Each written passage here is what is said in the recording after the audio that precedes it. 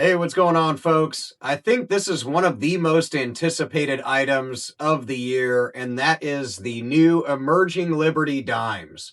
So these are the 2026 250th anniversary design. They're really beautiful, and luckily, I at least received half my order from the US Mint. If you've ever ordered anything from them, you know it's really annoying pretty much all the time. This time they were nice enough to not boot me out of the ordering process like they did last time, and they were also nice enough to only send me half my order. We're of course going to bust into the actual shipping box here, and we'll see the new design of these beautiful dimes, but we can also kind of juggle with the question of to open it or not open it. And I mean busting open the rolls and looking for errors or simply keeping them sealed. So let's take a look at these new dimes, and you can let me know in the comments what you think about that. So we have our new 2026 dimes in our nifty little pull tab box from the US Mint. Really nice packaging. It does come in like a bigger box, but let's go ahead and just rip on into them. Usually I can never get these to rip in one piece, like so. So tear into it the good old-fashioned way and run my hand down it. Hopefully not get a cardboard cut. Alright. As you can see, they only sent half my order. I did order a bag, so a canvas bag with $25 worth of dimes in it, I believe is what it is.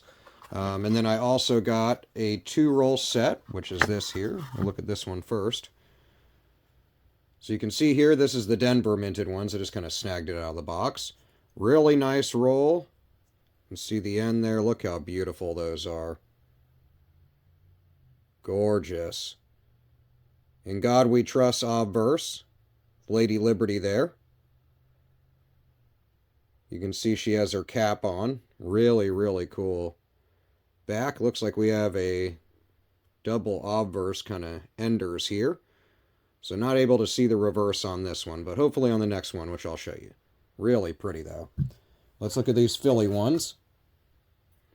It's the same dealio.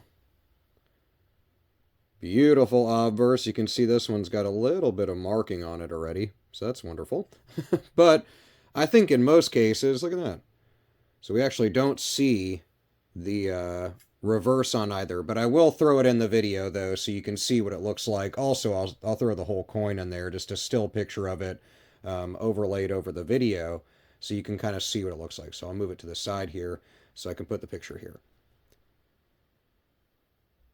Anyway, really cool. Beautiful coins. I was really excited, really looking forward to receiving these. When I do get the bags in, I'll shoot a video of that as well, but you can check out my other video where I showed the Revolutionary War quarters I got. I got 100 quarter bags from Denver and Philadelphia.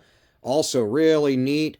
In fact, it's off camera right over to the left, but I'm going through those still, and I'll post my findings in another video as well. But here's the Philadelphia coin one more time. And there's the Denver coin one more time. Absolutely gorgeous.